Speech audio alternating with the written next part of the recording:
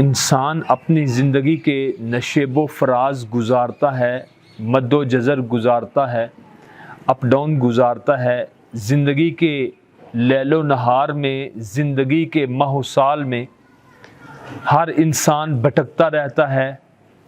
اوکھے پینڈے، اوکھے سفر، مشکل سفر، اس میں انسان جب پڑ جاتا ہے تو انسان کو بعض اوقات باہر نکلنے کا کوئی راستہ نظر نہیں آتا۔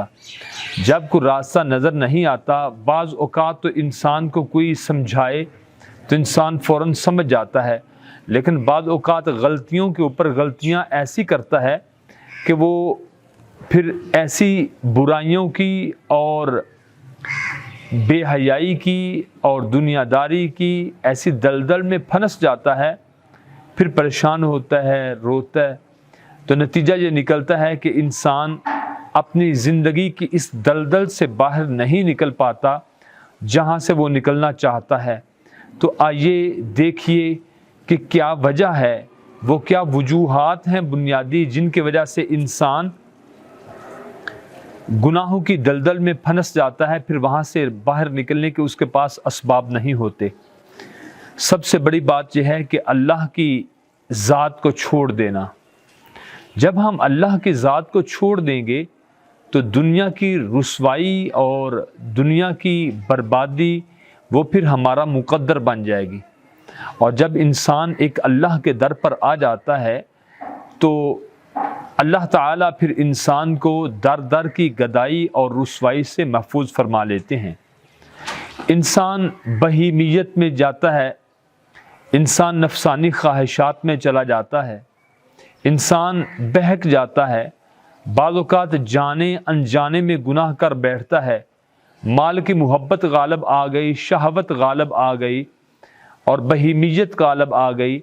نتیجہ یہ نکلتا ہے کہ انسان پھر گناہ میں بھی بہت دور تک پہنچ جاتا ہے، اور اسی طریقے سے انسان ذلت میں بھی بہت دور تک پہنچ جاتا ہے، اور پریشانیوں میں بھی پھر رات بھی روتا ہے، دن بھی روتا ہے کہ آیا میری پریشانی کا مداوع کیا ہے، میرے دکھوں کا حل کیا ہے، میرے زخموں کی مرہم پٹی کیا ہے۔ تو آئیے قرآن کریم سے پوچھتے ہیں۔ اللہ تعالیٰ فرماتے ہیں وَمَن يَتَّقِ اللَّهَ، جو بندہ اللہ تعالیٰ سے ڈر جاتا ہے، يَجْعَلْ لَهُ مَخْرَجًا، اللہ تعالیٰ پھر اس کو دنیاوی پریشانیوں سے باہر نکال دیتے ہیں، وَيَرْزُقْهُ مِنْ حَيْثُ لَا يَحْتَسِبُ، پھر اللہ تعالیٰ اس کو وہاں سے رزق عطا فرماتے ہیں جہاں سے اس کو وہم و گمان بھی نہیں ہوتا۔ بعض اوقات ہمارے معاشرے میں کچھ لوگ ایسے بھی ہیں، خواتین و حضرات میں اللہ تعالیٰ سب کی عزت محفوظ فرمائے، وہ کہیں جاب ایسی جگہ پہ کر رہے ہوتے ہیں جہاں پہ ان کو پتہ ہوتا ہے کہ یہ شراب نوشی کا کام ہے، یہ سود کا کام ہے، یہ اللہ کی نافرمانی کا کام ہے، یہ رشوت کا کام ہے، یہ حرام خوریاں ہیں، یہ ظلم و ستم ہے، میں اگر یہ کام کروں گا تو میرا پیسہ حرام کا ہے، لیکن وہاں پہ لگا رہتا ہے، اس کو کوئی اور نکلنے کا راستہ نظر نہیں آتا۔ تو قرآن کریم نے فرمایا وَمَن يَتَّقِ اللَّهَ، جو بندہ اللہ سے ڈر جاتا ہے، يَجْعَلْ لَهُ مَخْرَجًا، اللہ تعالیٰ پھر اس کو دنیاوی پریشانیوں اور پشیمانیوں سے اللہ تعالیٰ انسان کو باہر نکال دیتے ہیں۔ صرف باہر ہی نہیں نکالتے، وَيَرْزُقْهُ مِنْ حَيْثُ لَا يَحْتَسِبُ، اور اللہ اس کو وہاں سے رزق عطا فرماتے ہیں جہاں سے انسان کو وہم و گمان بھی نہ ہو۔ زندگی کی حقیقت کیا ہے، زندگی کی پریشانیوں سے نکلنے کا حل کیا ہے؟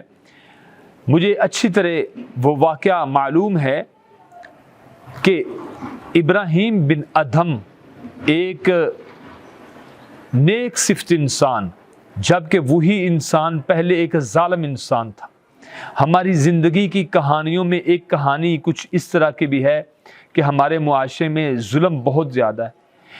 آج میں اگر اپنی بات کہوں تو تحدیث نعمت کے طور پر بتانا چاہتا ہوں کہ آج ایک بچے کی کال آئی، میرا بھائی لاہور جنرل ہاسپٹل کی ایمرجنسی وارڈ میں ہے کہ حافظ صاحب آپ کچھ مدد کریں، کوئی ڈاکٹر صاحب آپ کے جاننے والے ہوں۔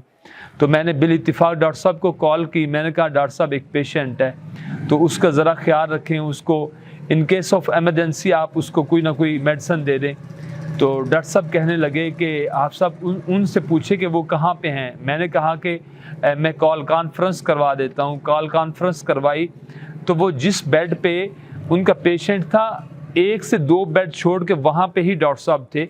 تو میری تھوڑی سی ہیلپ کرنے سے اس کا کام بن گیا.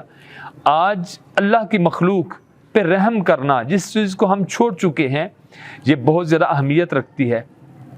قیامت والے دن وہ بھی پل صراط سے بہت بآسانی گزر جائیں گے، وہ لوگ جو اللہ کی کمزور مخلوق کا خیال کرتے ہیں، وہ لوگ جو غریبوں کے کام آتے ہیں، وہ سردار اور چوہدری اور نواب لوگ جو لوگوں کے کام آتے ہیں، قیامت والے دن اللہ کی بارگاہ میں وہ بہت آسانی کے ساتھ پل صراط کو عبور کر کے اللہ کی جنت کے حقدار بن جائیں گے. تو تحدیث نعمت کے طور پر اور بھی بہت چیزیں ہیں. میں اپنے اصل واقعے کی طرف آتا ہوں. ابراہیم بن ادھم، جس کو عام کتابوں میں بھی پڑھایا جاتا ہے، جو ایک ظالم بادشاہ تھا لیکن بعد میں وہی نیک صفت اور فرشتہ صفت انسان بن گیا. اس کا واقعہ کچھ اس طرح ہے کہ جب وہ بادشاہ تھا تو باہر نکلا تھا کہیں اپنے کام کے سلسلے میں، تو ان کی نوکرانی، گھر کی خادمہ، گھر کی کنیز، گھر کی لونڈی، گھر کی باندی، اس نے بادشاہ کا بستر بچھایا.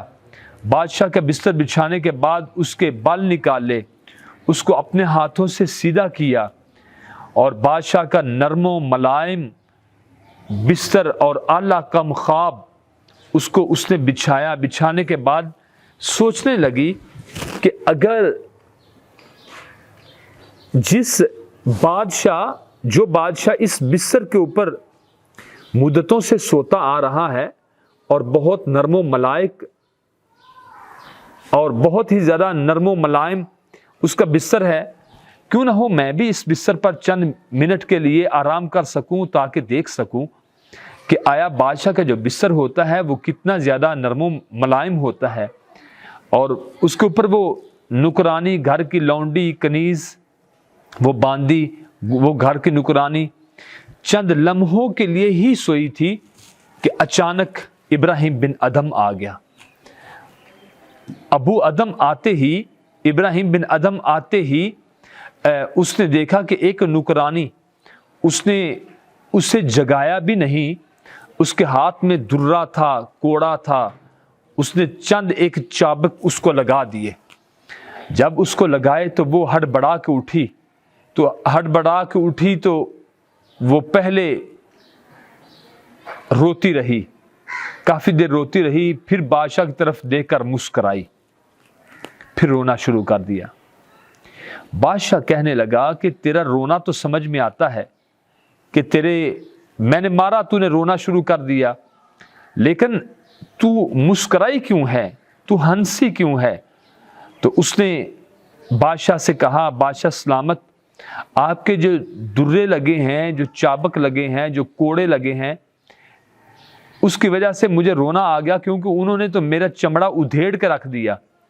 لیکن میں آج ہنسی اس لیے ہوں، مسکرائی اس لیے ہوں کہ جو بادشاہ مدتوں سے اس بستر کے اوپر غفلت کی نیند سو رہا تھا، مجھے تو نقد سزا مل گئی. اس بادشاہ کو جو اسی بستر کے اوپر مدتوں سے سوتا چلا آ رہا تھا، اس کو کتنی اللہ سزا دے گا جب وہ اللہ کی بارگاہ میں کھڑا ہوگا. یہی اس کا کہنا تھا کہ بادشاہ نے اپنے سر کا تاج اتار دیا، اپنے اعلیٰ کم خواب، اپنے اعلیٰ سوٹ اور اپنے اعلیٰ قسم کے قمیض اور موتی، لال، جواہر اور نگینے لگے ہوئے ہیں، اس کے زیب تن ہیں، اس نے سب کچھ اتار کے اس نے خادموں کو دے دیا، اس نے وزیروں اور مشیروں سے دے دیا. کہتا کیا ہے؟ ابراہیم بن ادھم کہتا ہے، یہ تمہیں تمہاری دنیا سلامت رہے، تمہیں تمہاری دنیا مبارک ہو. مجھے تو ایک زندگی کی حقیقت ایک نوکرانی نے بتا دی کہ زندگی کی حقیقت کیا ہوتی ہے، گناہوں کی دلدل سے کیسے باہر نکلا جاتا ہے. آج میرے اور آپ کے اس معاشرے میں کتنے لوگ ہیں جو ہمیں روزانہ اس طرح کی باتیں سناتے ہیں. ہماری زندگی میں کتنے ایسے واقعات ہیں جو ہم اپنی آنکھوں سے دیکھتے ہیں، لیکن سمجھدار وہی لوگ ہوتے ہیں جو اللہ کی مخلوق پر رحم کرتے ہیں، اللہ سے ڈرتے ہیں، پھر اللہ تعالیٰ ان کو دنیاوی مشکلات، پریشانیوں اور پشیمانیوں سے نکال دیتے ہیں۔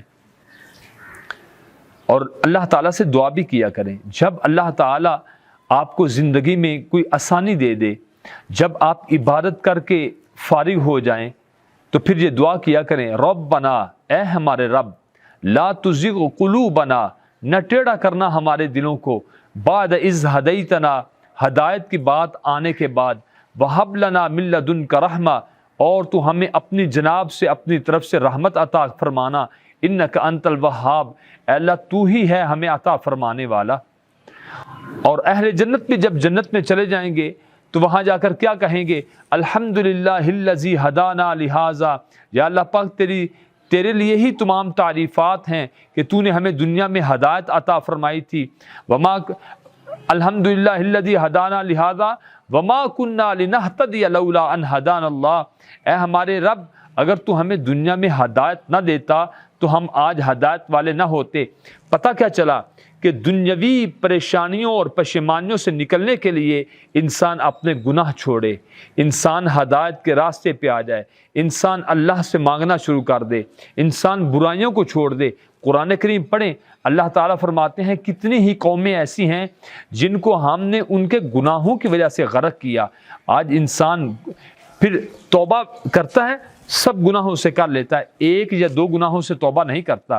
جو چور ہے وہ دنیا کے ہر گناہ سے توبہ کرے گا، چوری سے گناہ نہیں کرے گا۔ جو زانی ہے وہ ہر طرح کے گناہ سے توبہ کر لے گا، لیکن وہ زنا سے توبہ نہیں کرے گا۔ جو حرام خور ہے، رشوت خور ہے، راشی ہے، حالانکہ نبی پاک صلی اللہ علیہ وسلم نے فرمایا الراشی والمرتشی کلاہما فی النار، رشوت لینے والا اور رشوت دینے والا دونوں جہنمی ہیں۔ تو جو راشی ہے وہ دنیا کا ہر گناہ چھوڑ دے گا، لیکن رشوت لینا اور رشوت دینا اس سے وہ باز نہیں آئے گا۔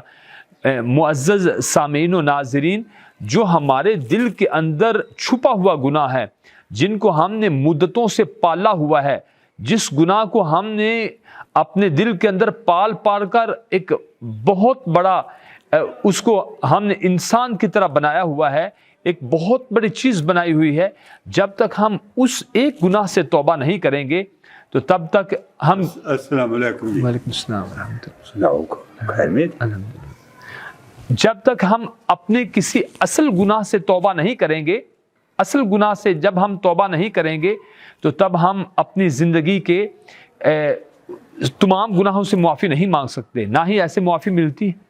تو اس لیے ہمیں چاہیے کہ ہم اپنی زندگی کے تمام گناہوں کو چھوڑیں، اور ان گناہوں کو یقینی طور پر چھوڑ دیں جو ہم نے اپنے دلوں میں پال کر رکھے ہوئے ہیں، کیونکہ انہی کو چھوڑنا ہی تو اصل توبہ ہے۔ اور اللہ تعالیٰ کیا فرماتے ہیں؟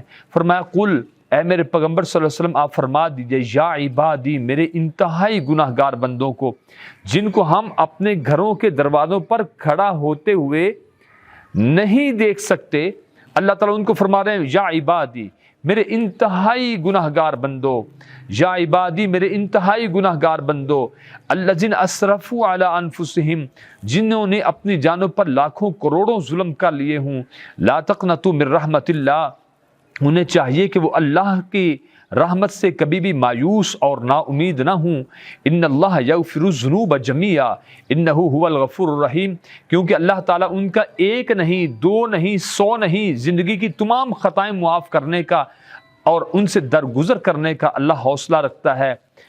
باز آ ہر آنچ ہستی باز آ، این درگہ ما درگہ نومیدی نیست، 100 بار اگر توبہ شکستی باز آ، اے گناہ گار تو نے 100 مرتبہ بھی توبہ کر کے توڑ لی ہے تو مایوس اور نا امید ہونے کی کوئی ضرورت نہیں ہے۔ اللہ کے در رحمت کی طرف پھر آ کے دیکھ، ندامت کے اشک بہا کے دیکھ، اور اپنے دامن کو پھیلا کے دیکھ، اللہ کے لطف و کرم کو آزما کے دیکھ۔ اے گناہ گار بندے، تیرے آنے میں تو دیر ہے لیکن اللہ کے راضی ہونے میں کبھی دیر نہیں ہو سکتی۔ معزز سامعین و ناظرین، ان اللہ لا یظلم مثقال ذرہ، اللہ تعالیٰ تو کسی بھی انسان کے اوپر ایک ذرہ برابر بھی ظلم نہیں کرتے۔ ذرہ کیا ہوتا ہے؟ وہ چھوٹی سے چھوٹی اکائی جو دو حصوں میں ڈیوائیڈ نہ ہو سکے، وہ چھوٹی سے چھوٹی اکائی، وہ چھوٹے سے چھوٹا ذرہ جو دو حصوں میں نہ بٹ سکے، نہ تقسیم ہو سکے، اس چھوٹی سی اکائی کو کہتے ہیں ذرہ۔ اللہ تعالیٰ کتنے خوبصورت انداز میں اپنے خوبصورت زبان مبارک سے فرما رہے ہیں، پھر خوبصورت اس پیغام کو جبرائیل امین لے کے آ رہے ہیں، پھر نبی پاک صلی اللہ علیہ وسلم کے خوبصورت قلب اطہر پہ نازل کیا جا رہا ہے۔ معزز سامعین و ناظرین، میرا اور آج کا ہمارا یہ بیان سننا اور کرنا اللہ اپنی بارگاہ میں قبول فرما لے تو زہ نصیب۔ اللہ پاک فرماتے ہیں ان اللہ لا یظلم مثقال ذرہ، اللہ تعالیٰ تو ایک ذرے کے برابر بھی انسان کے اوپر ظلم نہیں کرتا۔ وَإِن تَكُ حَسَنَةً، اور اگر انسان ایک نیکی لے کر آئے گا، وَإِن تَكُ حَسَنَةً يُضَاعِفْهَا، اللہ تعالیٰ فرماتے ہیں میں اپنی رحمت سے اس کو دگنا کر دوں گا، وَيُؤْتِ مِن لَّدُنْهُ أَجْرًا عَظِيمًا، اور اگر میں رب چاہوں تو تیری ایک نیکی کو پکڑ کر اجر عظیم بنا دوں، نیکیوں کے پہاڑ بنا دوں، اور نیکیوں کا احد پہاڑ بنا کر تیرے نامہ اعمال کے پلڑے میں رکھ دوں۔ یہ اللہ تعالیٰ کی وسیع رحمت ہے۔ پھر یہ ہے کہ حدیث میں آتا ہے، نبی پاک صلی اللہ علیہ وسلم نے فرمایا جب اللہ تعالیٰ نے زمین و آسمان کو بنا لیا، اللہ تعالیٰ عرش پر جب مستوی ہوئے، اللہ تعالیٰ جب عرش پر بیٹھے تو اللہ تعالیٰ نے اپنے عرش کے دائیں طرف موٹے اور جلی حروف کے ساتھ لکھ دیا کہ سبقت رحمتی علی غضبی، میری رحمت میری ناراضگی کے اوپر سبقت لے گئی، اس سے آگے بڑھ گئی۔ یعنی اللہ تعالیٰ فرماتے ہیں کہ میری رحمت زیادہ ہے اور میری جو میں جو غضبناک ہوں اور جو میری ناراضگی ہے وہ تھوڑی ہے، اور میری رحمت اس سے کہیں زیادہ ہے۔ اور قرآن کریم میں بھی اللہ تعالیٰ ایک مقام پر فرماتے ہیں، اللہ تعالیٰ فرماتے ہیں وَإِذَا سَأَلَكَ عِبَادِي، جب پوچھیں میرے بندے، میرا ایڈریس پوچھیں، میں رب کے بارے میں پوچھیں، اے محمد کریم صلی اللہ علیہ وسلم، وَإِذَا سَأَلَكَ عِبَادِي، میرے انتہائی گناہ گار بندے جب مجھ سے پوچھیں، عبادی میرے بندے، وَإِذَا سَأَلَكَ عِبَادِي عَنِّي، میں رب کے بارے میں، تو ان کو بتا دیجئے کہ فَإِنِّي قریب، میں تمہارے بہت ہی زیادہ قریب ہوں، میں تمہارے بہت ہی زیادہ قریب ہوں۔ آج آپ کسی اپنے غلام کو، کسی نوکر چاکر کو بھی آواز دیں، وہ بھی آپ سے بہت زیادہ دور ہوگا، کبھی کہے گا کہ میں نے سنا ہے یا نہیں۔ لیکن قرآن کریم میں اللہ تعالیٰ فرماتے ہیں میری رحمت انسان، گناہ گار انسان کو تلاش کرتی ہے، میں کتنا قریب ہوں، نحن اقرب الیہ من حبل الورید، میں انسان کی شہ رگ سے بھی زیادہ انسان کے قریب ہوں۔ جو اتنا قریب ہے، آپ دکھوں میں، پریشانیوں میں، پشیمانیوں میں اس اللہ کی ذات کو بلائیے، وہی ذات ہے جو ہمارے دکھوں کا مداوع کرے گا، اور وہی تو بچا بچا کے نہ رکھ اسے، تیرا آئینہ ہے وہ آئینہ کہ شکستہ ہو تو عزیز تر ہے، نگاہ آئینہ ساز میں۔ آپ شیشے کو، آئینے کو، عدسے کو، مرر کو آپ کس جگہ پہ پھینک دیں، وہ ٹوٹ جائے گا، وہ بھی ترتیب 2 3 4 یا زیادہ حصوں میں تقسیم ہو جائے گا۔ جب آپ اس سارے شیشے کو دوبارہ ملا کے جوڑ کے رکھیں گے تو اس کے جتنے ٹکڑے ہوں گے وہ اتنے آپ کو چہرے دکھائے گا۔ لیکن اے گنہگار انسان، تجھے اپنوں نے چھوڑا، تجھے برادری نے تجھ سے ناتا توڑا، تجھے بیگانے چھوڑ گئے، تیری زندگی میں مشکلات ہی مشکلات ہیں، تو گناہوں کی دلدل میں پھنسا ہوا ہے، تجھے باہر نکلنے کا کوئی راستہ نظر نہیں آتا، تو کبھی سوچا بھی کر کہ کیا میں نے اللہ کو تو ناراض نہیں کیا ہوا؟ اگر اللہ تعالیٰ کو ناراض کیا ہوا ہے تو پوری کائنات کو بھی خوش کر لیں تو آپ نے کوئی کامیابی نہیں پائی۔ اگر اللہ تعالیٰ کو راضی کر لیا اور پوری کائنات بھی ناراض ہوگی تو یقیناً آپ نے بہت بڑی کامیابی کو پا لیا۔ اگر تیرا دل بار بار ٹوٹا ہے، بے شمار بار ٹوٹا ہے، تو کوئی پریشان ہونے کی بات نہیں، تو بچا بچا کے نہ رکھ اسے، تیرا آئینہ ہے وہ آئینہ کہ شکستہ ہو تو عزیز تر ہے، نگاہ آئینہ ساز میں۔ جو آئینہ بنانے والا ہے پروردگار عالم ہے، وہ بہتر جانتا ہے کہ میں نے اپنے بندوں کو کس طریقے سے پھر دوبارہ کامل، اکمل اور مکمل انسان بنانا ہے۔ اس لیے اللہ تعالیٰ کی ذات کے سامنے سجدہ ریز ہو جائیں، یقیناً اللہ تعالیٰ تم پر راضی ہی نہیں ہوگا، بلکہ اللہ تعالیٰ تجھے اپنے مقربین میں شامل ہی نہیں کرے گا۔ قرآن کریم میں ایک ضابطہ، آئین، قانون اور دستور بنا دیا۔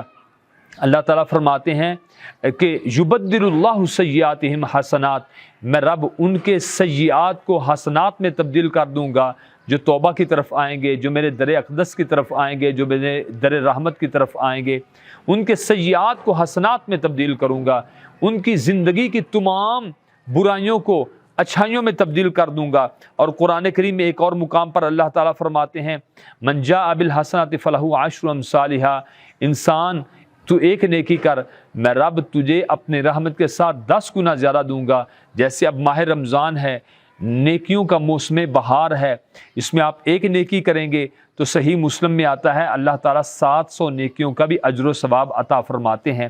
تو انسان اگر آپ اس دنیا کی زندگی میں پریشان ہیں تو تمہارے دکھوں کا مداوا، تمہاری پریشانیاں ختم کرنے والا کون ہے؟ صرف اور صرف اللہ تعالیٰ ہے۔ اللہ کے ساتھ اپنا تعلق لگا لیں، اللہ کے ساتھ اپنا تعلق قائم کریں، مضبوط کریں۔ پیوستہ رہ شجر سے امید بہار رکھ، اللہ کی ذات کے ساتھ اپنا تعلق جوڑ لو، پھر دیکھو کہ زندگی میں بہار پھر کہاں کہاں سے آتی ہے، کیسے کیسے آتی ہے اور کتنی زیادہ آتی ہے۔ جس پاک ذات نے، میں آخری بات اور آخری جملے عرض کرنے جا رہا ہوں، جس پاک ذات نے ہم سب کو اپنی رحمت سے پیدا کیا، وہ اپنی مخلوق کے دکھوں کا مداوا کرنا خوب جانتا ہے، اور اللہ تعالیٰ کے فیصلے ہمیشہ ظلم سے پاک ہوا کرتے ہیں۔ بہت زیادہ نہیں، تھوڑا نہیں، تھوڑا نہیں، بالکل بھی تھوڑا نہیں، ایک ذرہ بھی نہیں۔ قرآن کریم نے فرمایا وما ربک بظلام للعبید، تمہارا رب تو اپنے بندوں پر ایک ذرہ برابر بھی ظلم نہیں کرتا۔ اللہ کی ذات تو صرف رحم کرتی ہے، اللہ اپنی مخلوق پر ظلم ہرگز نہیں کرتا۔ وہ تو وہ اپنی رحمت کو لے کر بیٹھا ہوا ہے۔ حدیث میں آتا ہے، نبی پاک صلی اللہ علیہ وسلم نے فرمایا، انسان دن کے وقت گنہگار انسان کو اللہ کی رحمت طلب کرتی ہے اور فرماتی ہے کوئی انسان رات کے اندھیرے میں گناہ کرنے والا، وہ آئے، میں رب اسے دن کی روشنی میں معاف کرنے کے لیے تیار ہوں۔ اور ہے کوئی دن کی روشنی میں گناہ کرنے والا، باغی بن کر، سرکش بن کے، اعلانیہ مجرم بن کے، گناہ گاروں میں بہت بڑا گناہ گار بن کے کوئی ہے، دن کی روشنی میں معافی مانگے، میں رات کے گناہ اسے معاف کرنے کے لیے تیار ہوں۔ رات کو چھپ چھپ کر گناہ کرنے والا ہے کوئی دن کی روشنی میں رب اسے معاف کر دوں۔ تو اللہ تعالی ہم سب کو معاف فرمائے۔ یہی دین کا پیغام اللہ تعالی مجھے اور آپ کو امت مسلمہ تک پہنچانے کی اللہ توفیق عطا فرمائے۔ پھر اللہ تعالی ہمیں دینی حمیت اور غیرت کے ساتھ اس پیغام کو پوری امت مسلمہ تک پہنچانے کے اللہ توفیق عطا فرمائے۔ والسلام علیکم ورحمۃ اللہ وبرکاتہ۔